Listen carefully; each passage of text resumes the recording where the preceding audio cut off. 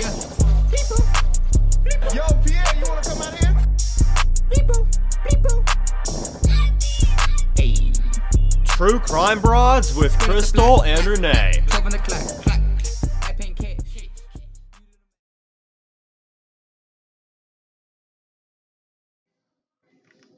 Like this show and want to make your own? Let me tell you about Anchor. It's free.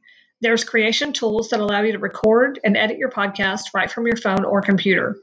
Now you can even add any song from Spotify directly to your episodes. The possibilities are endless for what you can create, whether it's music analysis, your own radio show, or something the world's never heard before. One of the things I like most about Anchor is they distribute your podcast for you, so it can be heard on Spotify, Apple Podcasts, and many more. You can make money from your podcast with no minimum listenership. It's everything you need to make a podcast in one place. Download the free Anchor app or go to anchor.fm to get started today.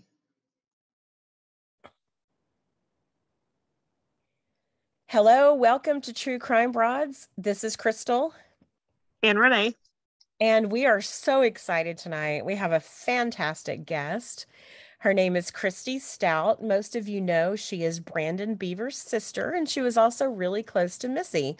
They were like friends, so not just sisters-in-law. So we had a really nice, intimate discussion with her, and that's coming up next.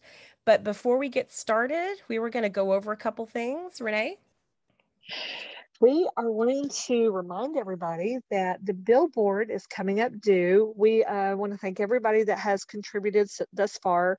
Everybody has been so supportive of the billboard.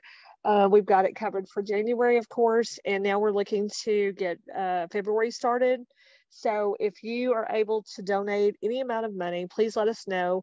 If anybody has any questions on why we changed it from GoFundMe takes a big percentage of the money that is sent.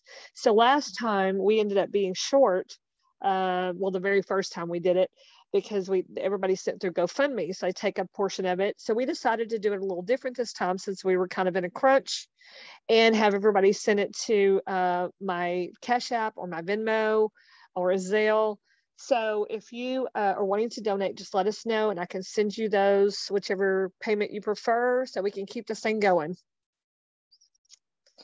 Absolutely. And thank you for all your hard work on that, Renee. You have taken almost all, I was going to say the majority of the work, but you've done pretty much all the work on the billboard. Thank you for that. Hey, no problem. And I really, really appreciate that. And your work with Ellis County. Hey, everybody, did we already tell our listeners that you are officially on the board at the Ellis County Crime Stoppers? That's big news. Did I just blurt it out? Have you told them? Yeah, I can't remember. I think we mentioned it a while back that I was going to be joining, but yeah, I'm officially with Crime Stoppers. Yay. Yeah, I really enjoy that. Of course, this has always been a thing for me anyway. I've always enjoyed. When you say that, it just sounds so weird to say you enjoy true crime. I don't enjoy the crime itself, but I enjoy the work for it. Right. Helping get things taken care of and making sure that people know about missing people and helping to keep things in the public's eye, like Missy's case, of course. So yeah, that part I enjoy. Awesome. They are lucky to have you. That is so cool. Thank you. And then, we are so excited about the billboard. It has been helpful. We do get statistics back from the police and from Crime Stoppers saying that it has increased the tips. So that is a lot to celebrate. Missy's family is extremely appreciative. They tell us all the time how much they appreciate the billboard. And we are just thrilled to help with that. And yeah, we are. I thought I'd get us started off by reading a review we got from a wonderful fan. Her name is Garland Lafayette, and she gave us 5 stars, and the title of the review is very interesting. And here's what she says. She says, I really enjoy true crime and have had difficulty finding a podcast done by women who did not feel the need to include 4-letter words in every sentence.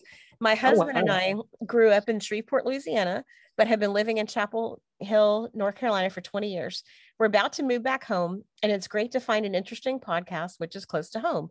I look forward to listening regularly. My only suggestion was the audio.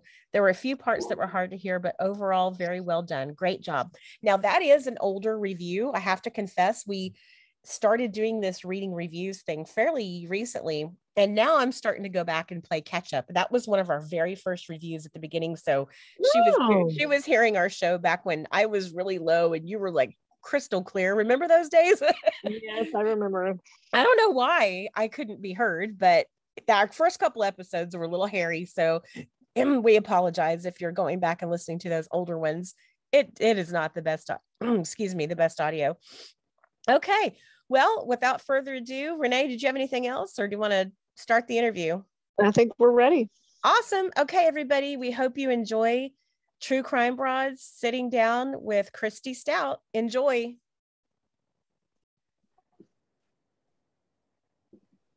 All right. So now we have Kristi Stout with us. For those of you who are following the case closely, you know that Kristi is Brandon Bevers' sister. And we're just so delighted, Kristi, that you're here with us this evening. Thank you. Well, thank you guys for having me. Kristi, so I know that this has been a really long 6 years for you and your family. And we want to personally extend our heartfelt condolences. And we know what you guys have been going through. It's just been horrible. And not having any answers from police is not making this any better for you guys. So do you mind just sort of talking to us about how your family is doing now? How is everyone holding up? I think everybody's doing pretty good. I think we've all found our new normal.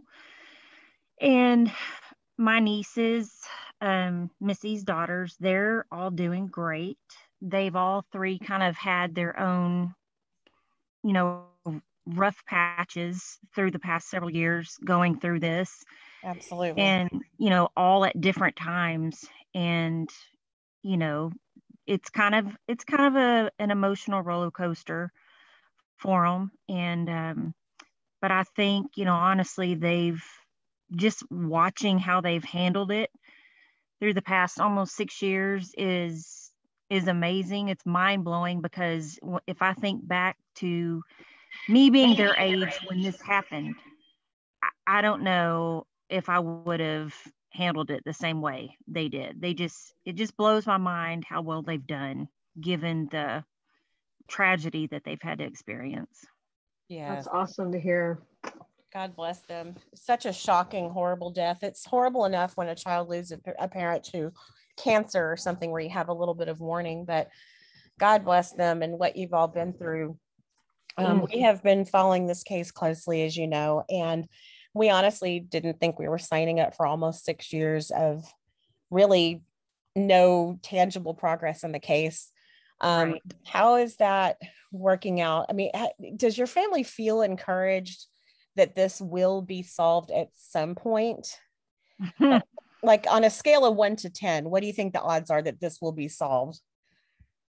Oh, Lord, that's hard. I'll give my own opinion. The only way I think, honestly, that it'll be solved is it's not going to be the police that solves it. I think it will be just word of mouth. Someone saying something to the right person at the right time, and then that person coming forward. But I just don't see the police having anything to do with solving this. Interesting. And I don't mean that to sound tacky, but I just don't. A lot of people agree with you. I tend to agree with you too. Yeah, it's frustrating. I know they've put a lot of effort into it, and they're still looking at it today. They swear it's not a cold case. And there's things, I guess the most frustrating part for us is that we don't have the same relationship. I don't know if you'd call it a relationship, but with the police that we did early on in the case, because you've got different detectives working on it now, and that weren't there early on. And so it's just different. And they are very, very, very tight-lipped. They won't discuss anything. Like, you can ask them anything that, you know, it's far off related and it's very close, that you may not even get an email back. So that's frustrating because we feel like we've been shut out. Wow. So Yeah, that's not good. yeah, it's not good. And, you know, in law enforcement, I'm assuming, you know, everybody's going to have their own stance on that, you know, like, well, they're detectives, they're working an open case. So no, they're not going to talk to you and they're not going to tell you every little thing you want to know. And, but, you know, when Kevin Johnson was still working for Midlothian, you know, he retired a couple of years ago. He was kind of our go-to person. And we always had, you know, if he couldn't tell us something, he'd say, I can't tell you. Right. But there was a go-to person, you know, for like, hey, you know, have y'all checked this out? Have you looked at this person? What about this? And we always got an answer from them. Interesting. We don't have that anymore. Gosh, that's so helpful to I have wonder that. why. Yeah, that's got to be hard. Yeah. And, you know, Hannah here recently, maybe about 2 months ago, she reached out because, you know, she's about to be 21 and she's Missy's and Brandon's oldest daughter. And, you know, she's almost 21 years old and she's, you know, she's at an age where, hey, I want to know. I want to know some things. I've got questions. And my brother only shares so much with her, you know, for obvious reasons. Right. But she's at an age now where she's like, I've got some questions that I want answered. And she emailed them and they were like, I'm sorry, we're not gonna be able to tell you anything. You know, they talked to my brother and that is it. You know, they'll let him in on little things if they, you know, hear of something. But other than that, it's closed lip. Wow. So Wow. it's I would have never frustrating. thought it would be that closed with the actual family. I get with the public. That's interesting. Well, you know, Right. I think I feel a little bit the same way on a smaller scale about Kevin Johnson that you guys do, the family, because he was our portal. I say our, I mean the general public. He Right. was the only one giving updates. And then when he left, those updates stopped, just like what you were saying. Right. The communication really stopped. I guess they just never put anyone else in that role. Yeah, To communicate. there's definitely a big gap, and I think the community needs another Kevin Johnson. Oh my Because, gosh, we agree with you so much. I mean, you know, he was a good relatable person, a good PR person, and he was just down to earth and just the way he was approachable. And if he couldn't tell you something, he, you know, he had a way of saying, I can't tell you, in a way that wasn't quite as harsh as some of them. Right. But you know, he in this town, you know, needs reassurance because, you know, if anything, nobody knows exactly what happened. Yeah. And so, you know, people want to feel safe, you know.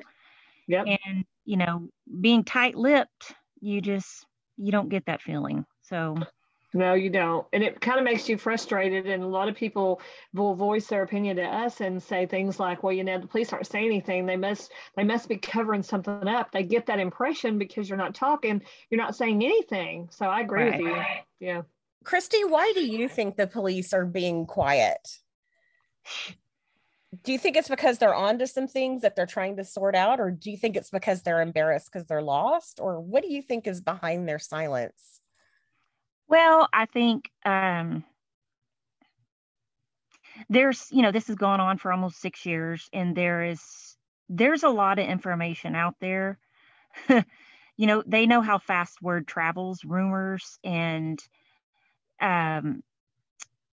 they know that there's parts of the case that have been exposed, and which I won't get into, but you know, they're trying to seal as much evidence, I guess, if you will, as possible for the integrity of the case.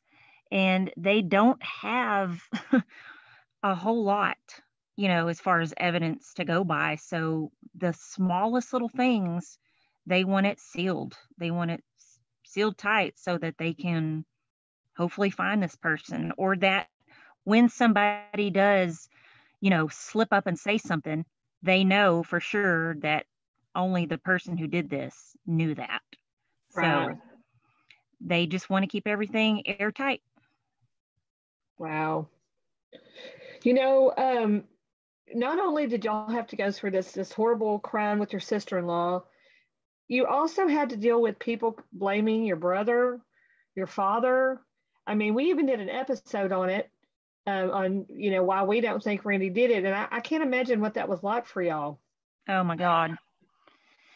It was probably on top of losing someone you love in a tragic way, which you can't even describe to somebody. Right.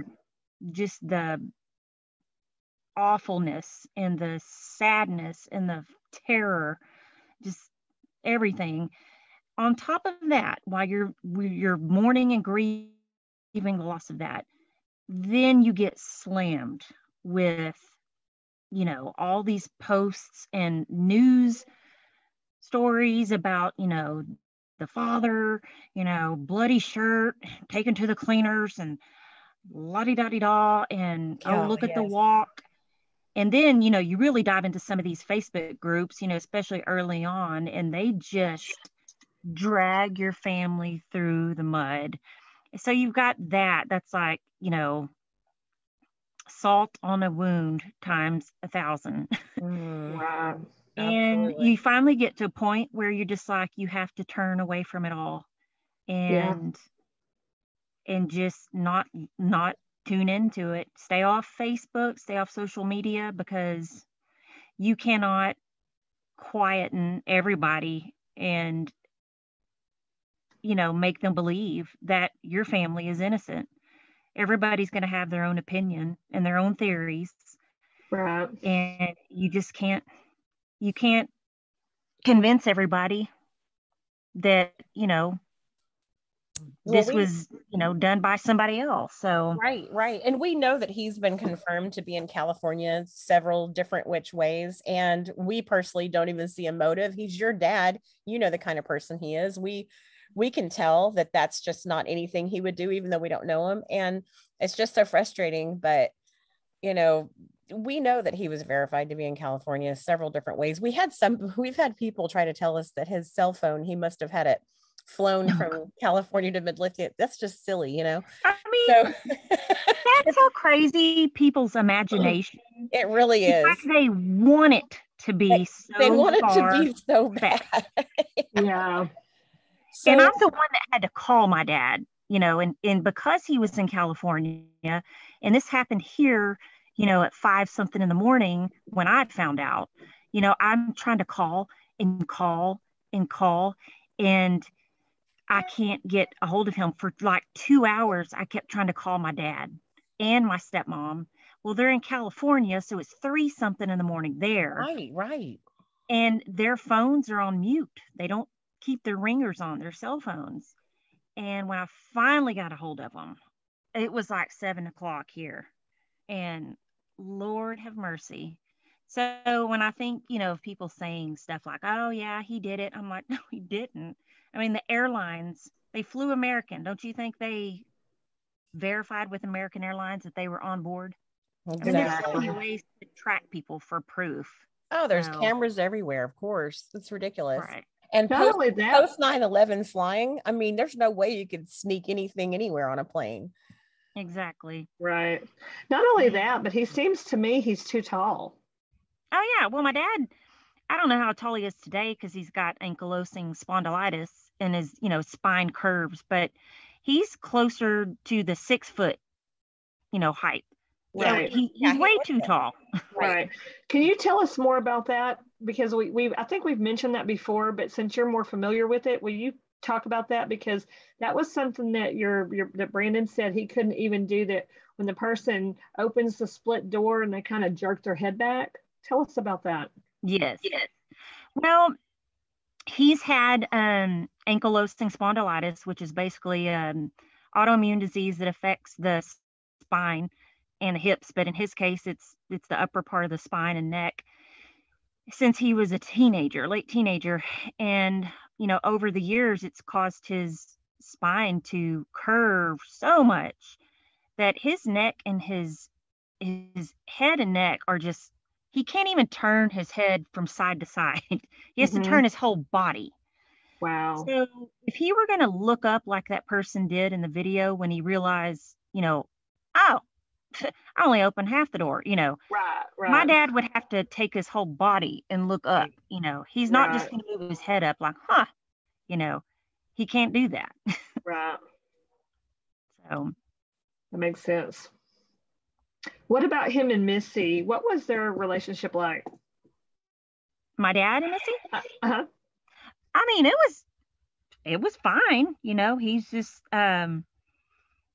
He's just happy, laid back, and I mean, they didn't have any kind of special father and daughter-in-law relationship, but they didn't have anything against each other at all. Yeah, I they mean, didn't have a problem, right? Yeah. no. Well, and Yeah. I think another issue that people, the general public, trying to speculate on this, not knowing what they're talking about, is they'll say stuff like, "Ooh, that's really weird that the father-in-law just happened to be out of town when the murder occurred." And we're always quick to point out that he's always out of town. He doesn't live in Midlothian. No. He doesn't live in Ellis County. So to say it's weird that he was out of town, he's out of town every single day. He has to make an Right. effort to go visit you people, his Yeah, family. we grew up with It's just him out of crazy. town. Yeah. I mean, he lives in the Austin area, so that's not super close to you where you live. So that's just Well, another thing we try to point out to people. No, it's not weird that he was out of town. He frequently traveled with his wife in the RV, and he also doesn't even live in Midlothian. right. They're full-time retired and they're RVers. And so 6 months out of the year, at that point in time, they were staying in Oregon. And I forget the name of the little town in Oregon. It's a little coastal town. But so for 6 months out of the year, they would stay in an RV resort up there and work at this RV resort. And in the spring and summer. And then in the fall and winter, they would come back down towards Austin and stay in Georgetown, I believe, during the in fall and winter, in the colder months. Oh, yeah. And they would do this cycle. And so they had just a few weeks prior to this taken off, and they were headed back up there to Oregon, and they stopped off in California to see my stepmom's son, and he lives out there. And they were going to stay there for like 2 weeks, or not even that long, and on their way up to Oregon. And that's when it happened. So they were out of town. Makes perfect sense. Right. I'm glad you explained all that. I knew that they were RVers, but I didn't really understand exactly how that worked. So that's such good information. I really hope that helps shed some even more light on why your dad doesn't need to be looked at in the court of public opinion anyway. We know he's not an actual suspect with police, which is all that really matters. But of course, you've got those people out there trying to say that the father-in-law did it. They pop up all the time still. So I'm really glad that you went over that, because the police, I'm sure, cleared him from the very beginning. I think they just had to go get the warrant for the dry cleaners just to do their due diligence, since the dry cleaner employee saw the last name and picked up the phone and called the police. Do you know anything about how that went down exactly? Oh, I sure do. Okay. Do you mind telling us about it? It happened right at my feet. It was my parents, they were staying with me. Oh, that's right. Of course. And my stepmom had an old Chihuahua dog. His name was Kilo. And I want to say he was either 11 or 13 years old, but he was her baby. And I have 2 dogs. One is a mutt, and then one is an English Mastiff. And they've been around him many times before, gotten along fine. Well, my mutt dog was kind of inherited because her previous owners, she fought one of their dogs. She always attacked it and tore its back up and all this stuff. So they're like, look, we're either going to put this dog down or you're going to take her. I was like, okay, I'll take her. So I never saw any of this before. This just all happened out of the blue. So we get home one evening from Brandon's house that week of, this was like 3 or 4 days past after Missy passed. And I'd just gotten home from work. We stopped off at Brandon's, and then we were on our way back home. And we walk in the door, let the dogs inside. We're in the kitchen, me and my stepmom. My dad is out in the car getting stuff, bringing it inside.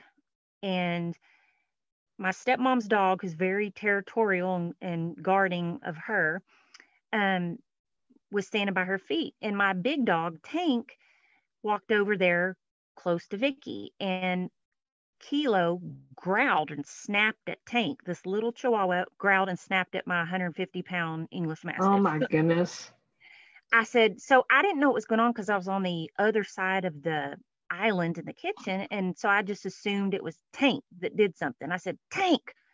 And when I did that, Yogi, my mutt dog, comes from the living room full speed, runs and grabs Kilo by the neck and just starts tossing him, like yanking him around like a rag doll. Wow. I'm screaming, freaking out. I can't get her to release this dog. And my dad comes flying in there. He somehow gets Kilo out of Yogi's mouth. The dog just falls flat on the ground, dead. I mean, she like broke his neck or whatever. Oh, that's horrible. And she had, it was awful. She, had some puncture wounds that she, from biting into his neck. And my stepmom picks up her dog and holds it, and we're just all like in shock. And she's like, do I need to do CPR on him? And I was like, I just looked and I was like, no. And I just happened to have that Mansfield emergency vet, 24-hour vet clinic sticker or magnet on my refrigerator. I said, go here. So they literally just walked out the door. Well, she was holding Kilo like a baby. And, I didn't really see any blood on him, but he must have had a puncture wound on his neck from where her teeth sunk in, and it was probably up against her shirt. So there was no bloody mess on a shirt that I ever saw. Yeah. So they took it there, and of course, he's gone and all this. And then a couple of days later, all hell breaks loose. And we were actually warned by the police, well, Brandon was, what was about to happen, because the media was camped out at the police. They were camped out everywhere. And, they were like, I'm just going to warn you, here's what happened. Your dad brought this shirt in, had some blood on it from the dog fight. And, the owners saw the blood, they saw the name, and they contacted us. Of course, we have to do what we have to do, and we have to take it in and test it and all that. He said, but I'm going to tell you that the media is already on this and it's going to get real ugly. So I'm just warning you. So my dad and my brother were like, well, let's just go ahead and get control of this now before it gets out of hand. Mm-hmm. And we'll go to the station and address all these people that are camping out there waiting for a juicy story. So they went down there, and, that's the footage that you see of them explaining what had happened. Mm-hmm. And from there, it never got better, because that just gave people more stuff to chew on in terms of blame or, cooking up this juicy story that my dad, killed her, whatever, and had this shirt. So that was unbelievable. That's literally the last thing that you guys all needed right then. You're grieving Missy's sudden, just horrific death. And then your poor, especially I'm sure for Vicky, that must have been the worst thing. Oh my God. I love that dog from what I hear. It was awful. It was and like I her feel baby. It was her baby, and I feel so bad to this day.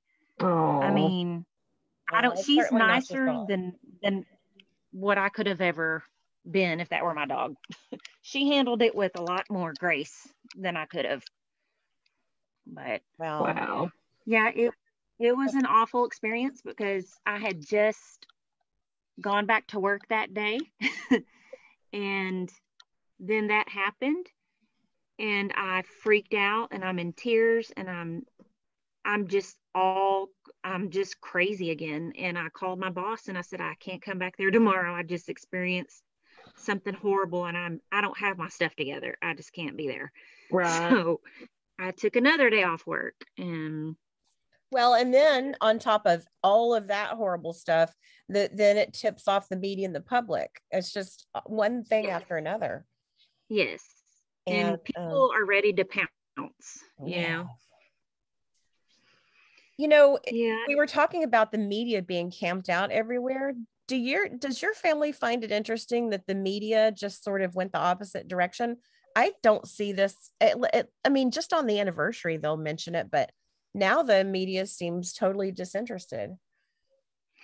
Well, yeah, I mean, there's no juicy story for them to report on, you know? I mean, Right. not only that, but they try to go to the police department and get any, information. And again, they're very tight-lipped and without the Kevin Johnson there, they're not going to get anywhere. So there's really nothing for them to report on. They just, Mhm. on the anniversary date, they'll say something and it's short and sweet and that's it. Mm. Right. But I'm just thankful for you guys and other people out there that do podcasts that are not, biased one way or the other. You just kind of give the facts and you get the facts from the people that knew Missy. And Well, thank you. I It's appreciate important. Thank you. It is so important to us to really try to talk to people who know and not to speculate too much. And we're so thrilled that you agreed to come here tonight. Is there anything that you would like to talk about that, like maybe about Missy, it seems like you and Missy had a fantastic relationship just from what little I know. It seems like she was more than just your sister-in-law. It kind of seems like you guys were friends. Maybe you did things together. We did. When our kids were young, because we had kids close in age, and their middle daughter, Allie,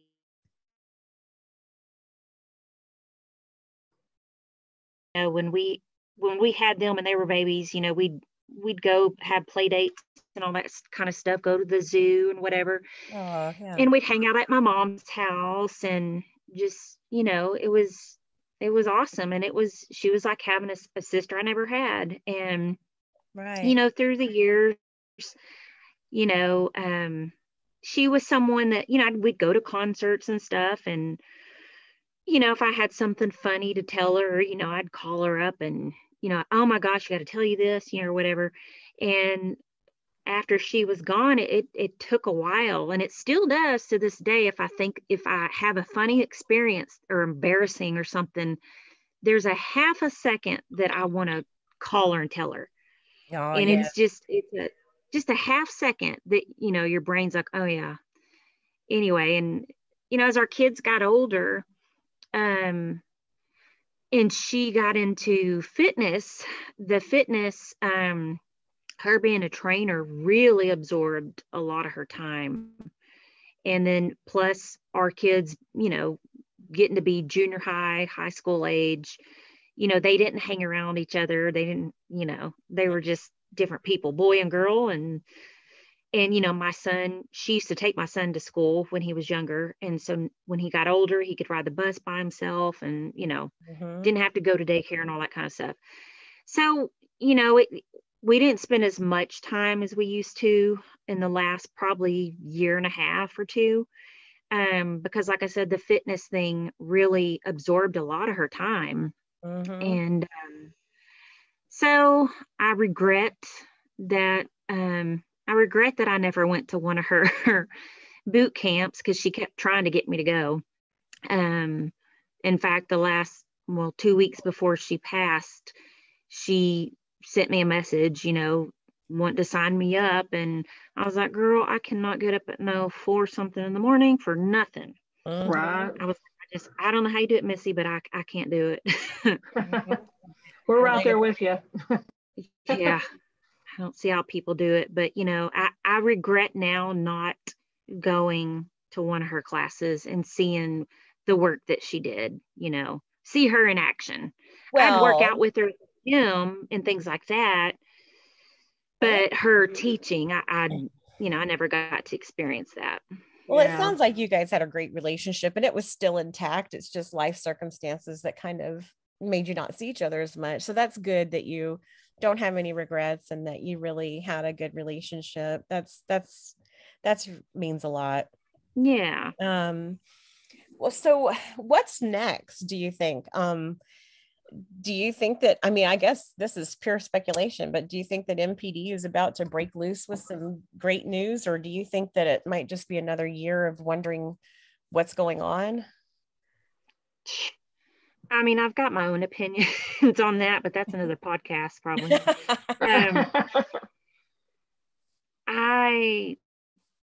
If you're asking Kristi Stout, I'm going to say no. I don't think they're going to break loose with anything anytime soon. Okay. I don't see that happening. Like I said, I think they're probably working on some things, but whatever it is they're working on, they don't have enough because there's not been an arrest. So yes. Do you think go ahead, sorry. No, it's my fault. I was just going to ask you, do you think, or do you know of anything in the beginning that maybe they were off on, or? Oh yeah. I know obviously they went down a couple of the wrong roads, but Yeah, I think there's some things that they didn't do that they should have done. I never know what to say and what not to say on these interviews because you never know how it's going to come back and bite you. Oh yeah. There was an incident of a person that came forward on day 2 and was tried for like a year and a half to talk to them about a family member of theirs that they swore was the person that did this. Person didn't have anything to do with Missy at all. There was no connection. But this person was told that, she said, you need to look into my cousin. You need to look into him. I'm telling you, he did this. I know he did because of X, Y, and Z. And whatever officer or detective or whoever she spoke to looked at her and said, well, do you think you can get him to get a confession from him? And when I heard that, I'm thinking that's your job. Yeah.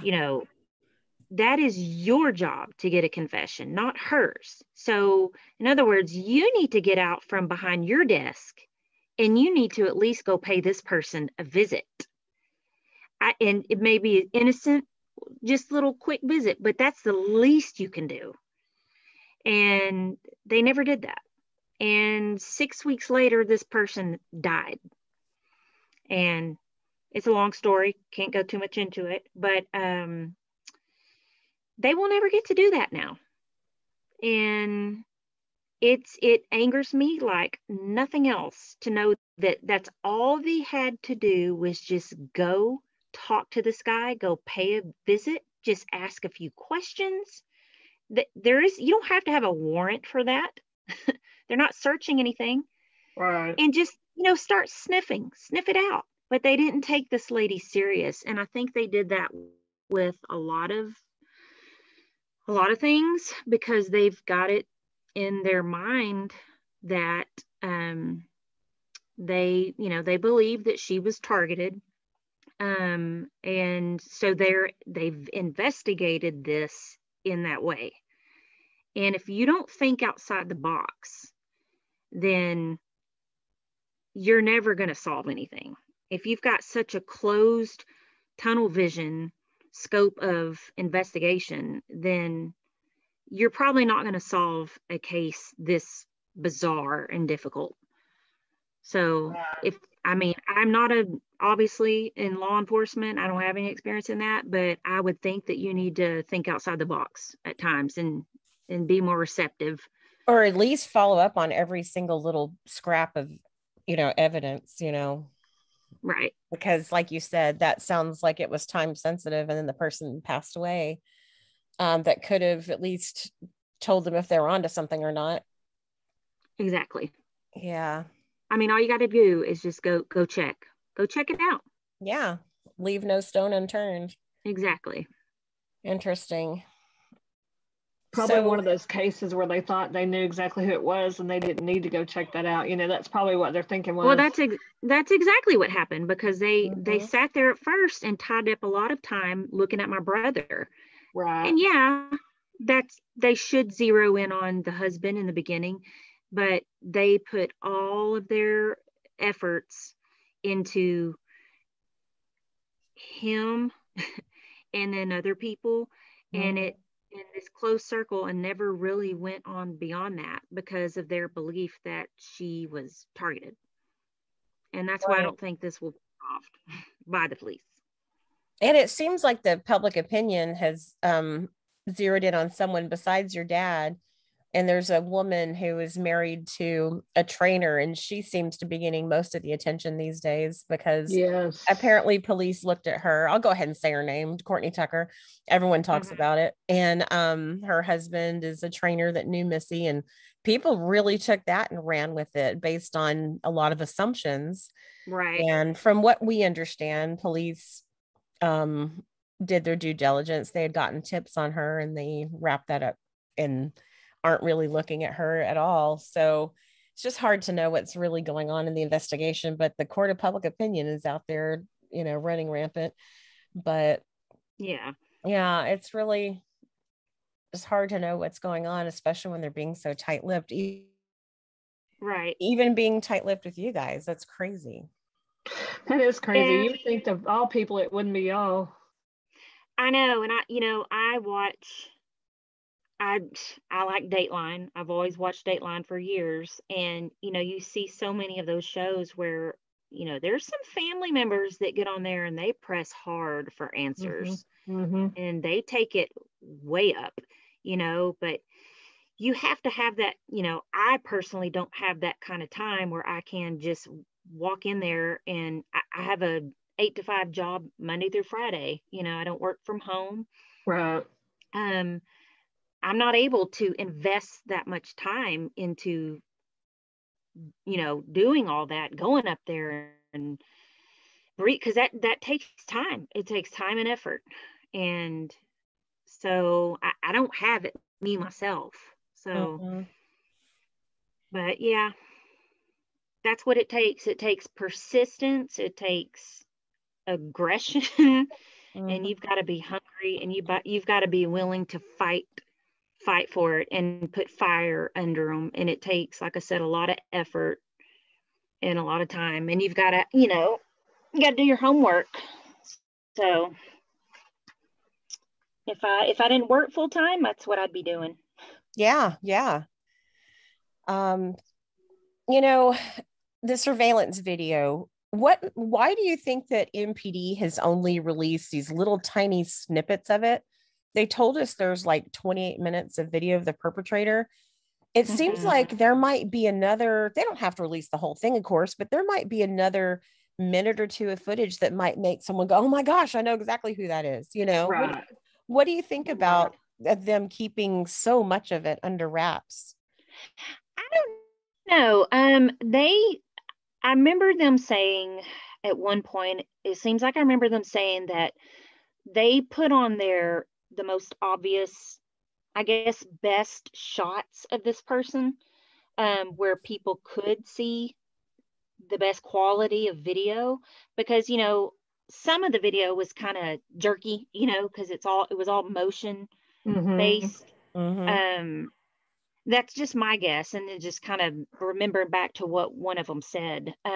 So there could be other parts of the video where, he's way down the hall, and you only get like, the bottom half of him, I don't know. Right. There could be stuff like that, but yeah, I think they just tried to get the highlights of where you could see him. Make I out always say him because I think it's a him, but yeah, to the best parts where you can really make it out. And the that, rest and wasn't that as good quality.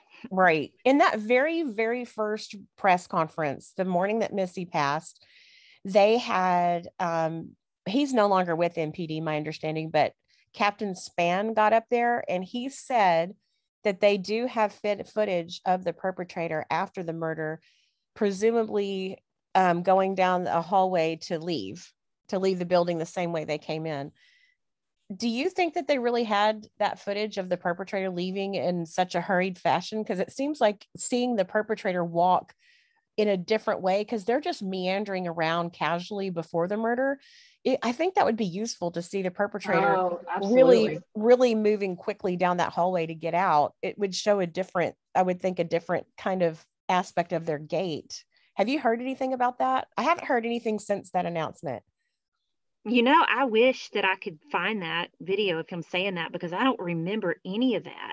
Okay, I'll send that to you, because Crystal will send it to you. Yeah, somebody in the it was a press conference, and it was that very first one. It was on April 18th, 2016, and one of the reporters said, "Do you have any footage of the perpetrator after the murder?" And he said yes, and they're going down the hallway, presumably to leave the way they came in. And I just always thought, show that, because I bet they're not just meandering around in that footage. Right. They would be goal oriented on getting out of there after the murder, I would think. So. Yeah, and the way it was explained to me, because I asked, in the beginning when I had this privilege to ask questions and meet with them, I asked a lot of questions, and and we saw a lot of when we had a family meeting like 3 months afterwards that summer with her family and ours, and at the police station they had a huge marker board in this room that was a drawing somebody put together in detail of the church, and they drew out every little step or area where that person stopped and did something. Like, he went to this room and and they put a time stamp on it, basically, like they were in that room for 2 minutes and 34 seconds, Yeah. And then they went over here into the office, and then they were in there for X amount of minutes, and then they went to the sanctuary, and then they were in there, so you had these time stamps on this drawing. And I remember seeing where they found her, and I thought I remember it being at the other end of that hallway where she, or where, from where she walked in underneath the foyer or underneath the awning, she walked straight in. Mm-hmm. I was told she looked to her right when she walked in those doors, and looked to the right, like down the hall, like she saw something. And of course, there's no sound on the video there, just going by her movements. Right. She saw something, and they said what she saw down there was broken glass. But she kept going in, and she turned a light on to the left in some room, and then she walked a little further, turned the light on to the right in a sanctuary. Then she walked in further, turned a light on to her left in another room, and then she stopped. And then she hesitated, like she heard something. And then she kind of acted like she wasn't going to go any further, but she did. And she kept walking forward down that main hallway very, very, very cautiously, like, very hesitantly. And then she gets down to the end, which, I've heard people say, well, how come the attack wasn't caught on camera? And that's what they kept asking police, and blah, blah, blah. And the police told us that, and it makes sense, the cameras, the way they work, they start filming when there's a change in pixelation, in the view. So that's when it picks up movement, that's when it starts filming. Okay. Mm-hmm.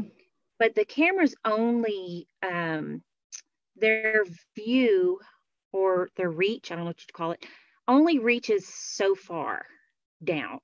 So it may look like it's, looking at that other end of the hallway, but it's not going to pick up changes in pixelation at the other end of the hallway. So that's why you didn't see her attack on camera, was because it wouldn't pick up movement that far. Do you think that was just sort of a quote unquote lucky break for the perpetrator? Or do you think that they somehow knew they were out of the range of the camera? I think that person got extremely lucky. I do too.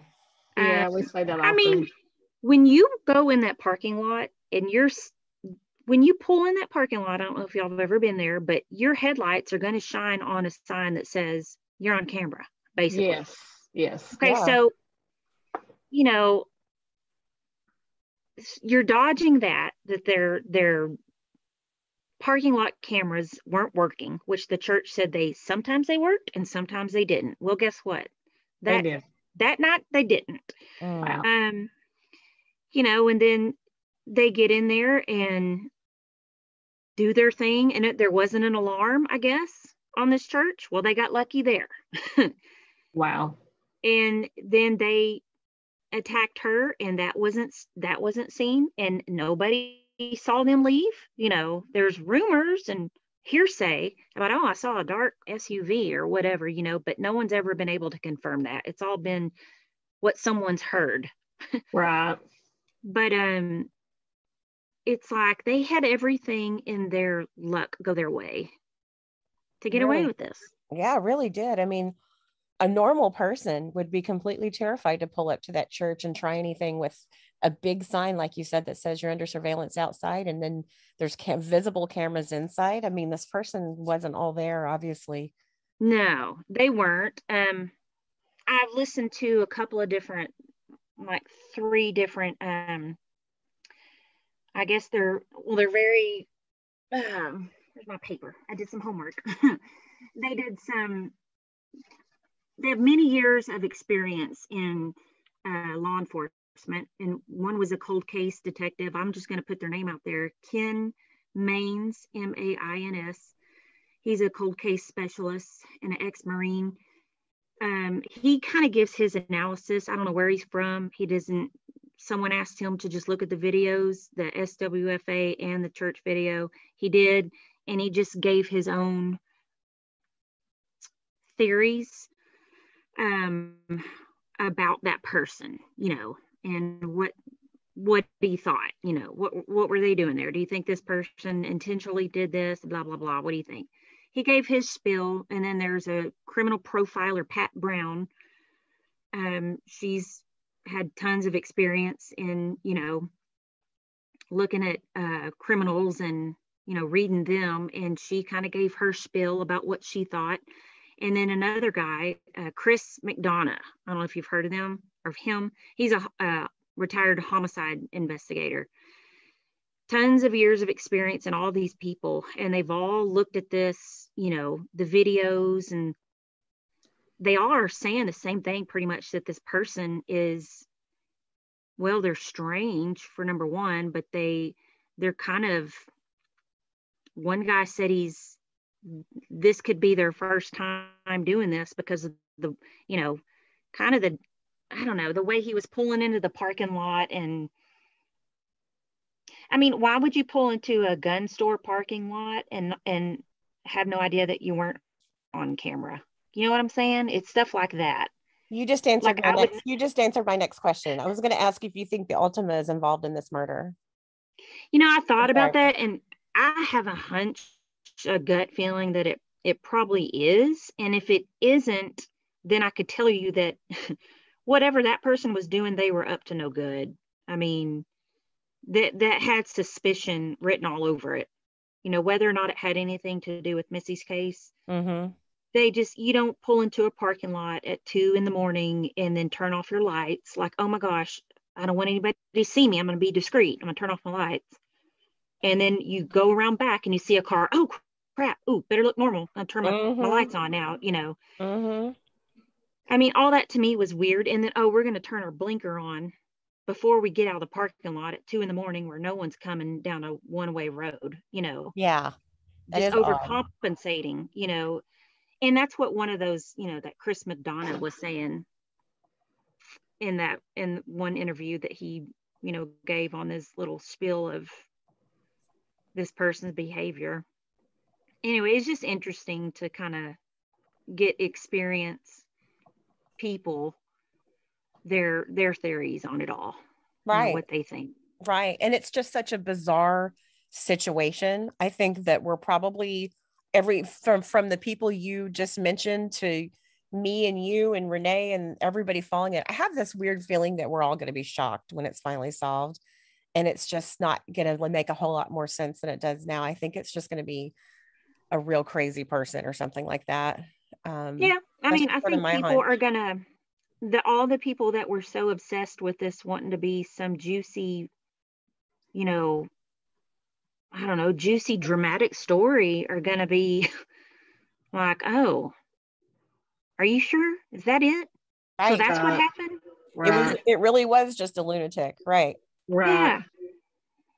But, Wow. I mean, it happens.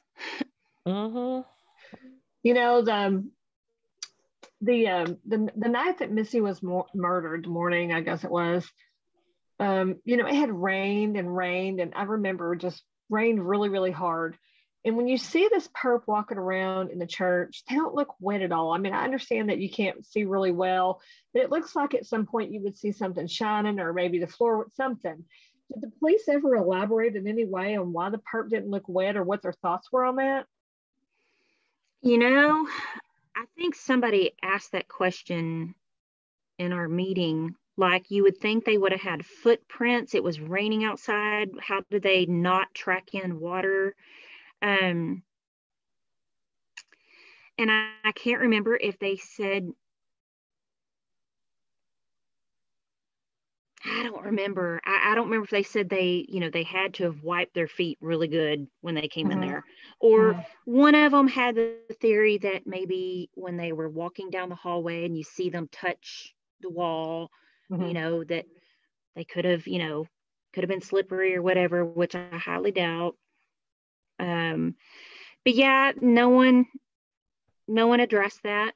And we didn't ask, because you figured, is this person, whoever they were, I mean, they covered their tracks, even though they were goofy. Well, they did something. And if somebody did something right to get away with this. And if somebody's willing to murder someone, you're probably willing to park, incorrectly. They could have pulled up around back where those trash dumpsters are, just the exact opposite of where Missy would come in. And if they went in that door right there, which is our understanding, that's all covered.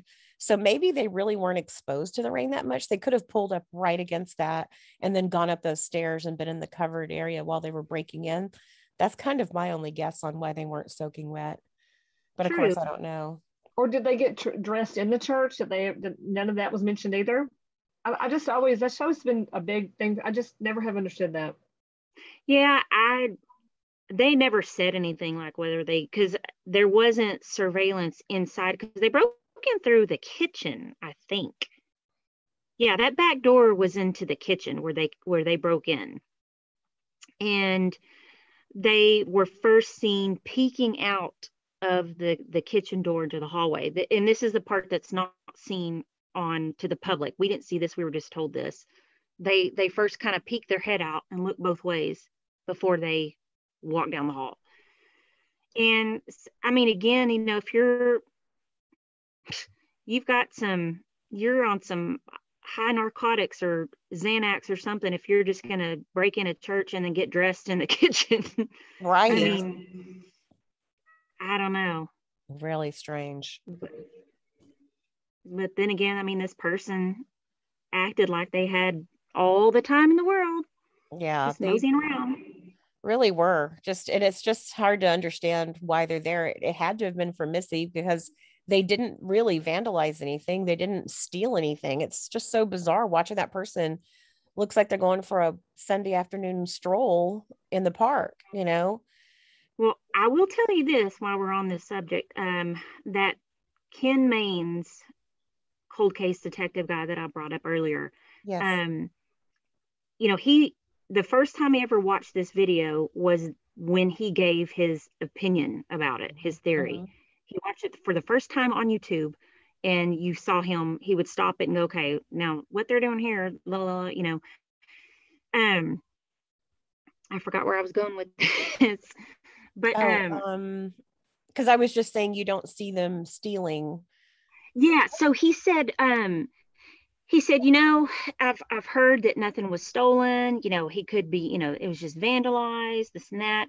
He said, one thing that could be true is that this person could have maybe been there to take some anger out on the church, well, like a church member or something like that, or maybe not even a member, maybe even someone who used to go to church or whatever. Something happened in their life and they just want to go get angry at a church on drugs. Well, the person that I was telling you about earlier, who came forward on day 2 and then finally reached out to my brother a year and a half into this because the police wouldn't give her the time of day, that's exactly what they said. Their cousin, they're all Church of Christ members, and their cousin, her cousin, came out gay, years prior and was in a lot of trouble, got off into drugs and this and that, and he was shunned by the church. And she thinks he was there to take his anger and frustration out on the church. So it was Creekside in particular that shunned him? No. He didn't go to church there. She said he visited there before and he liked it, is what he told his mom. But he was not a member there. But their family background is Church of Christ. You would think they would want to take the anger out on the church that they were, the members or the people or whatever that they actually, you know what I mean? Yeah, you think that, but we don't know how far away they live from their church. And then if you're someone on drugs and you're high in the middle of the night, you're not always thinking logically. You're just like, well, let's go do this. Did this person have access to police gear, like a family member or anyone that would have that tactical stuff or the police jacket? The family member was a previous, what do you call those? They're not really cops. They're motor brigade, for funerals and things like that. So whatever kind of gear they had. But I mean, we've all kind of heard different pieces that attire could have been easily pieced together from anywhere. Yeah.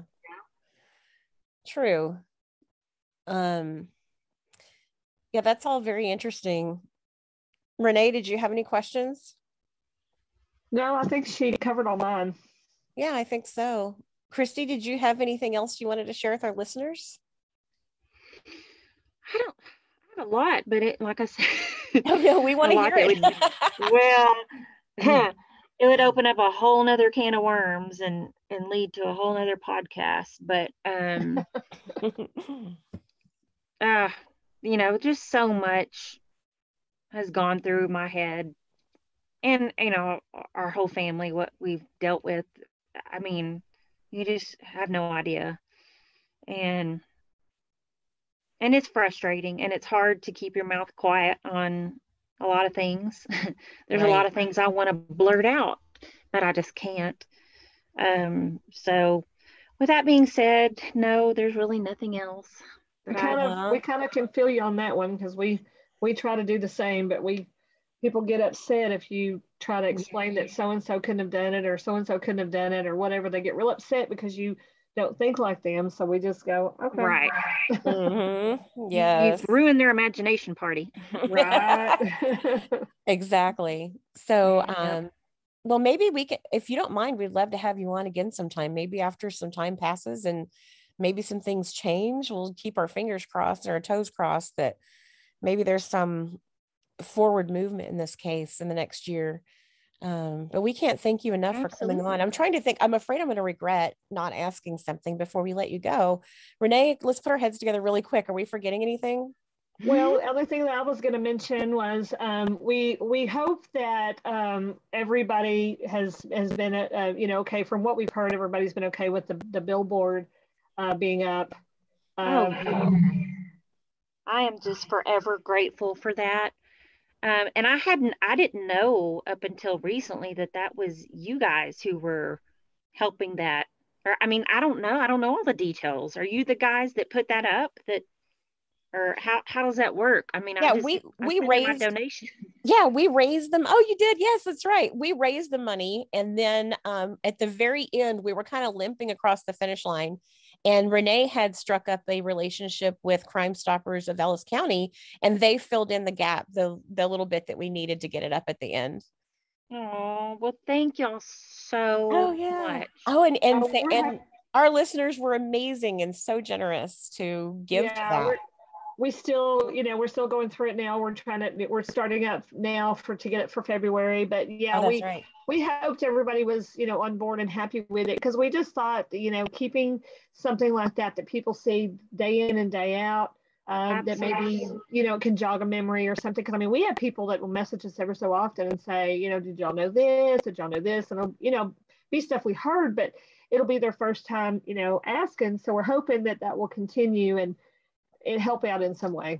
Well, and it does help out, because like I said, I watched plenty of Dateline, and there's stories where it might be years later, where that person didn't live here, at the time this took place. And then, let's say 10 years go by and they're at a party or whatever, and so, says, hey, remember that chick, blah, blah, blah. Well, I'm the one that took her out, and if they familiarize themselves with, the billboard and the word of mouth, I mean, that's how these things get shown to light, Right. And so, then with the cards too, yes, being at the jail, those, I think those are pretty beneficial too. We were very blessed to be able to get to, for Crime Stoppers to put those out as well. Yeah, those are actually playing cards that, I don't know if some of our listeners or Kristi, if you weren't familiar with it, it's really a cool idea. They're playing cards that they give out to the prisoners, and they have Missy's case on the other side. So it's a constant reminder. Freaking genius. Because, that is so awesome. A lot of times we had Menina, who is a fantastic detective. She was a #1 homicide detective in the United States for a while, wasn't she, Renee? Something like that. Yes. Like she only didn't solve one case in her whole career, like 700 cases or so. She only didn't solve one. So we had her on the show, and she said that so many times the tips will come from people in jails, people in prisons. That's awesome. Oh, that's such a freaking awesome idea. I just love that. Right. And thank y'all so much. Oh, yeah. Oh, you're welcome. Together. Crime Stoppers has really been amazing and a huge help. They really have. They got those out. Well, God bless Crime Stoppers. Yes, they're actually working on right now. They're working on some to do like a lot of different cases, because that whole deck was sent out with Missy's case on every single card. So now they're going to work on doing like a lot of the not missing but unsolved cases throughout the county, and put a lot of them on the cards, so there'll be more than just one. Oh, that'll be good. Yeah. Does this go to Ellis County jails, or where all of those cards? Yeah, okay. Right now I believe Midlothian and maybe Ellis County is where they're at now, but I think they'll go out to all the different cities throughout the the county of Ellis. So okay, Dallas County would be good. Yeah, yes. Dallas County would be good. Absolutely. All right, well, Kristi, thank you so much for coming on. This has been a very enlightening episode. I know our listeners are going to absolutely love hearing from you, and we just can't thank you enough. And we will look forward to staying in touch with you in the future. Yeah, thank you, Kristi. And we pray for your family all the time, and we pray for this case to get solved. And let us know if there's anything we can ever do to help. All right. Thank y'all so much for everything. I Thank you. appreciate it. Kristi. Thank you so much for your time this evening. Talk to you soon. Absolutely. Thank Okay. you. Bye-bye. Bye-bye.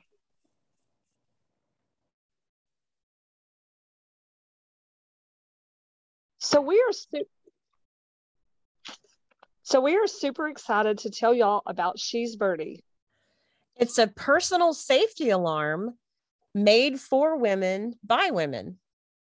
Yeah, they're colorful alarms. They have 130 decibels alarm and a flashing strobe light that's designed to deter any attack. And these would make a great gift for everyone, whoever that important woman is in your life. I would highly recommend getting one of these. And you can also use our discount code. Oh, absolutely. The best news is we're going to help y'all get a discount. Well, there's 5 colors to choose from, and She's Birdies will give you 15% off. They're partnering with organizations that support women's safety. So they're letting us offer our listeners 15% off. All you have to do is you enter True Crime Broads 15. So it's True Crime Broads spelled out 15 at checkout, and you'll get the discount. Yep. Just go to www.shesbirdie.com when checking out.